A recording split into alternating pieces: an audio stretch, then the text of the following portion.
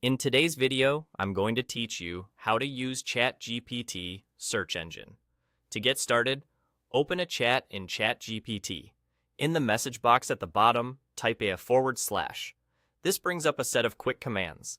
Begin typing the words web search, and when you see it appear, click it. That's the entire setup. You've just told ChatGPT to use the search feature in this conversation. Here's what that means. With web search active, ChatGPT can reach the live internet to pull in up-to-date information. That includes breaking news, recent research, market data like stock quotes, live or recent sports scores, and other time-sensitive facts. When it responds, it will include links to the sources it used, so you can check the information yourself and explore further. Now, try asking for something right in the same conversation. The key is to be specific. If you're looking for current info, say exactly what you want, and, if it helps, include a time frame. For example, you might ask for today's market movers, the latest score from a recent game, or headlines from the past 24 hours. You can also request comparisons, summaries, or a quick overview of differing viewpoints, and ask it to cite the sources it found.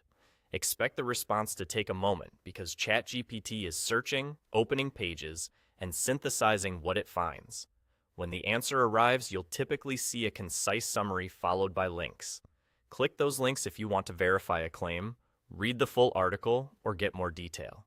If your topic changes frequently, like stocks or sports, ask ChatGPT to include a timestamp so you know how fresh the information is.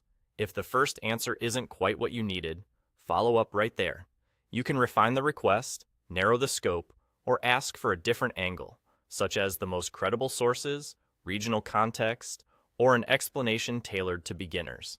Because you enabled web search for this conversation, follow-ups will continue to use the live internet unless you switch topics away from timely data.